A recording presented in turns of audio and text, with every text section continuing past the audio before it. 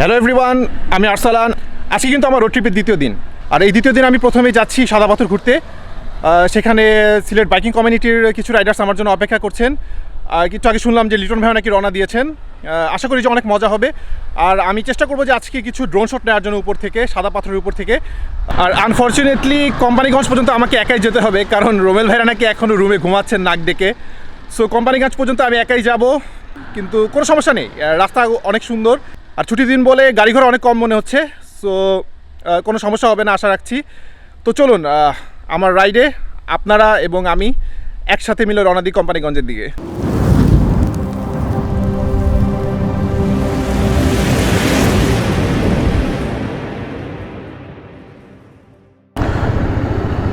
বিসমিল্লাহি মাজরাহা মুরসাহিনা রাব্বিল গাফুরুর রহিম।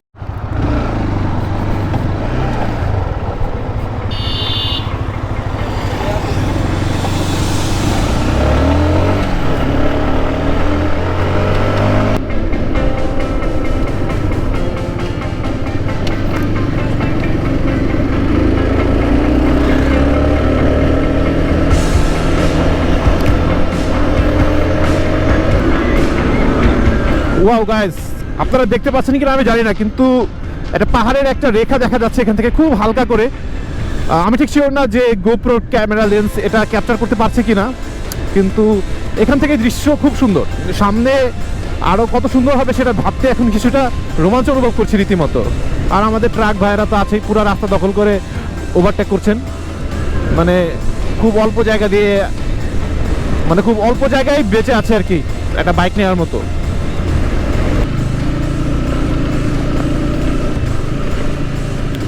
আচ্ছা, একটা ডিসক্লেমার বা সতর্কবাণী সবার জন্যে, যে যারা এই রোড দিয়ে যাবেন একটা জিনিস খেয়াল রাখবেন, যে কালভার্ট অথবা ছোটোখাটো যে ব্রিজগুলো আছে এই ব্রিজগুলোর বেশিরভাগ অংশই কিন্তু ভাঙা। তাড়াহুড়ো করার কোনোই প্রয়োজন নেই, আস্তে ধীরে চালিয়ে যতটা সেফলি পারা যায় জায়গাটা পার হতে হবে। হ্যাঁ, কারণ শুধু ভাঙাই না, বালি এবং সাথে ছোটো ছোটো ছোটো ছোটো পাথর মানে পুরো রাস্তাটাকে কিন্তু একেবারে স্লিপারি করে রেখেছে। আমার টায়ার যেহেতু অনেক ওয়াইড, সেই কারণে আমার বাইকটা একটু কম স্লিপ করছে, বাট আপনার বাইক এরকম স্লিপ করবে না তার কিন্তু কোনো গ্যারান্টি নেই। So be careful guys.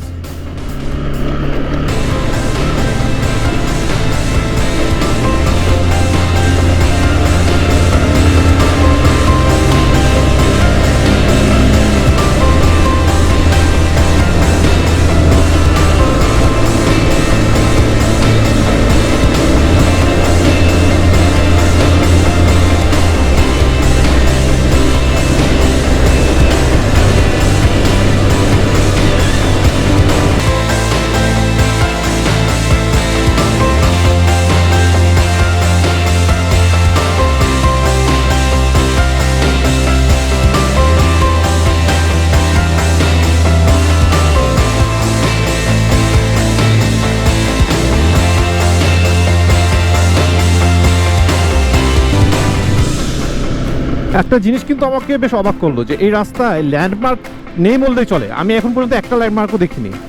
আমার মনে হয় যে রাস্তা যেহেতু একটাই, তাই কর্তৃপক্ষ আর এর প্রয়োজনীয়তা অনুভব করেননি, কিন্তু আমার মতে থাকা উচিত। কারণ যারা আমার মতো প্রথমবার আসে তাদের জানা প্রয়োজন হয়ে যায় মাঝে মাঝে, যে আসলে কতটুকু আসলাম। দাঁড়ান, কাউকে জিজ্ঞেস করি। এক্সকিউজ মি ভাইয়া, কোম্পানিগঞ্জ তো এই রোডে না? আচ্ছা আচ্ছা, এটাই কোম্পানিগঞ্জ। আমাকে বলছে কোম্পানিগঞ্জ এসে দাঁড়াতে একটু। আচ্ছা আচ্ছা, ঠিক আছে, থ্যাংক ইউ ভাই। তার মানে কোম্পানিগঞ্জ পৌঁছে গেছি। এখানে এখন আমাকে অপেক্ষা করতে হবে লাইক ভাইদের জন্য। সো একটা কনভিনিয়েন্ট প্লেস দেখে আমি দাঁড়িয়ে যাই। আমাকে নিতে লাইক ভাই চলে এসেছেন। সো এখন আমরা দুজনে মিলে চলে যাবো একদম সরাসরি শাদাপাথর, এবং সেখান থেকে শ্যুট হবে।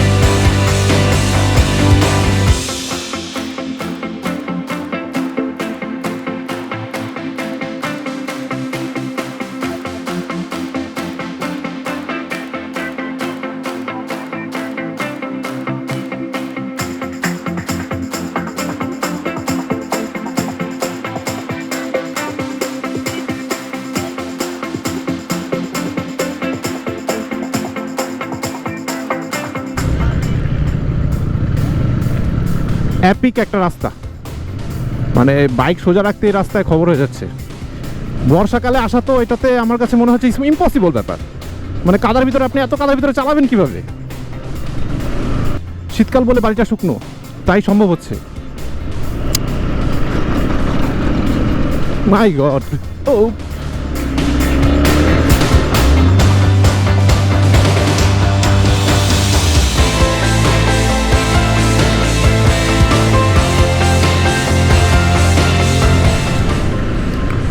এমনিতে যাওয়া যায় না, এরপর আবার অপর পাশ থেকে আসতেছে ট্রাক। আপনি যদি একবার ট্রাকের ভিতর ঢুকে যান তাহলে দফা রফা সারা।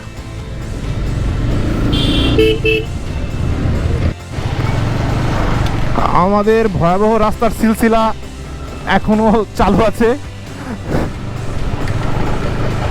ও ভাই একটু দাঁড়ান, আমি পার হয়ে নেই। হ্যাঁ, এবার আসেন।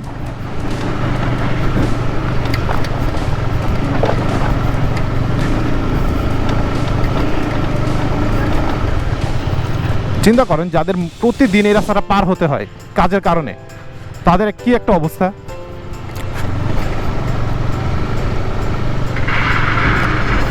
কি এমন সমস্যা বা মানে কি এমন বাধা যে এই রাস্তাটা ঠিক করা যাচ্ছে না, আমি ঠিক জানি না।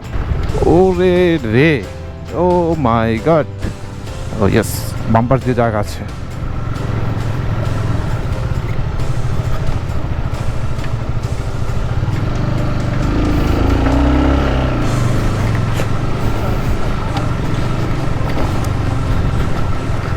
আশা করি আপনারা ক্যামেরায় দেখতে পাচ্ছেন যে এখানকার দুর্বিষহ অবস্থা।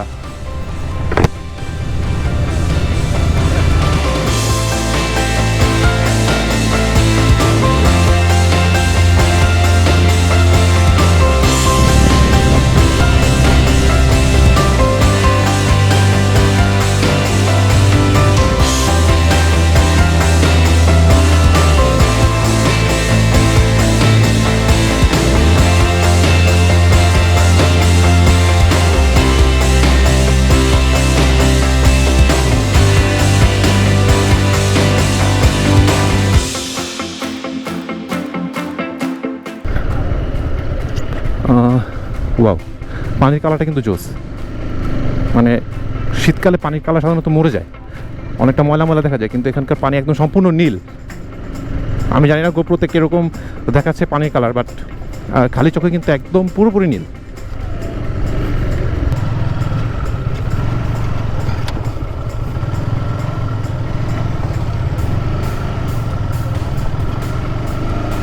ওয়াও, মানে রাস্তা যত খারাপ দৃশ্য তত বেশি সুন্দর, ল্যান্ডস্কেপ তত বেশি beautiful. That road is amazing, but আমাদের রোড ইজ নট অ্যামেজিং। সত্যি কথা বলতে এটাই কিন্তু আসলে অ্যাডভেঞ্চার। মানে ফাঁকা রাস্তায় হাইওয়েতে আপনি 130-40 স্পিডে চালালেন এবং বাসায় এসে বন্ধুদের সাথে গল্প করলেন যে ইয়েস অনেক বেশি অ্যাডভেঞ্চার করে আসছি, হ্যান ত্যান একদম উড়াই দিছি হাইওয়েতে। ওটা কিন্তু আসলে অ্যাডভেঞ্চার না। আসলে অ্যাডভেঞ্চারগুলো আসলে এই ধরনের রোডগুলোতে, এই ধরনের of রোডগুলোতে।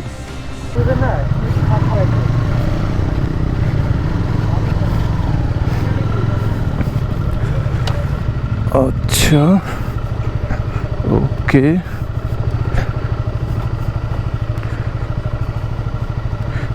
It's not easy.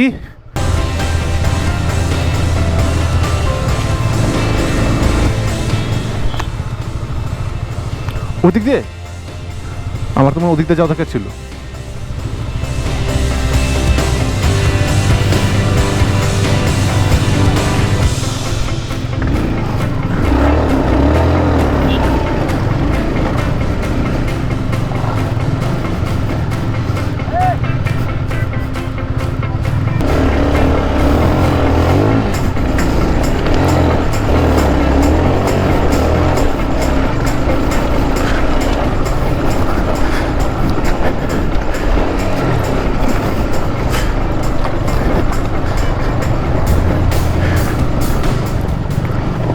Wow,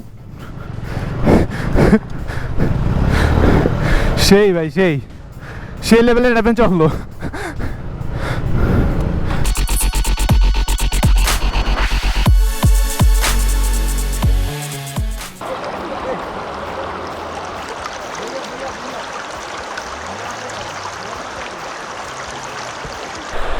okay everyone, so একজন স্পেশাল মানুষের সাথে আমি আপনাদেরকে পরিচয় করিয়ে দেবো।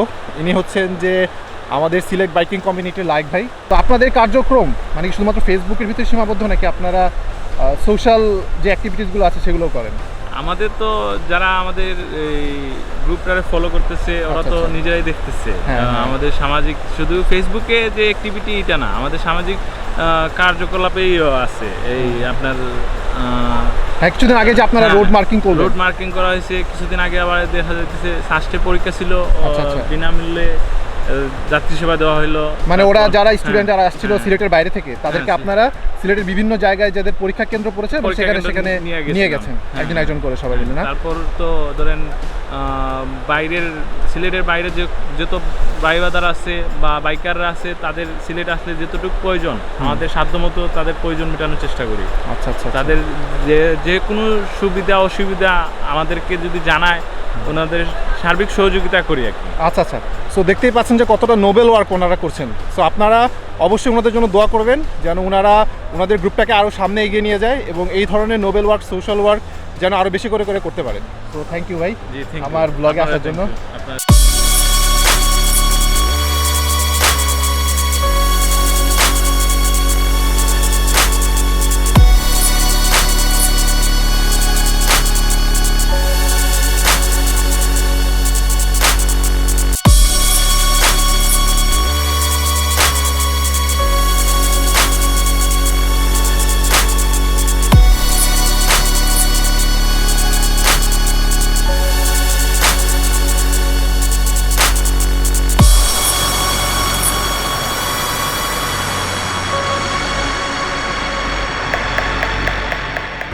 আচ্ছা, সাদা পাথরে কিন্তু আমরা ড্রোন উড়ানোর অনুমতি পাইনি।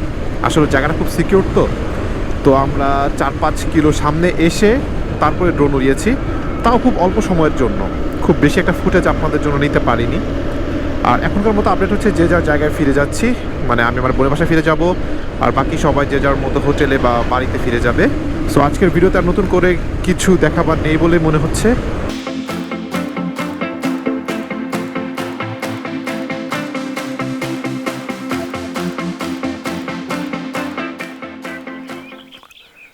তো ফ্রেন্ডস, আমি পৌঁছে গেছি আমার বোনের বাসায়। আজকের পর্বটা এখানে শেষ করছি। পরবর্তী পর্বে আপনার সাথে আবার দেখা হবে। যদি আমি স্পেশাল কোনো প্ল্যান করে থাকি তাহলে সেটা ভিডিওতে আপনারা দেখতে পারবেন। সম্ভবত আমি ঢাকায় ফিরে যাচ্ছি আগামীকাল। তবে ঢাকায় ফেরার আগে আমি চেষ্টা করব আরও কিছু জায়গা ঘুরে দেখার এবং আপনাদের জন্য কন্টেন্ট তৈরি করার। যদি সেটা করে থাকতে পারি তাহলে অবশ্যই আপনারা দেখবেন। সেই পর্যন্ত সবাই ভালো থাকুন, সুস্থ থাকুন, হ্যাভ এ হ্যাপি লাইফ। আমি আরসালান, আপনারা দেখছিলেন ফ্লাই মোটো টিভি। Bye bye.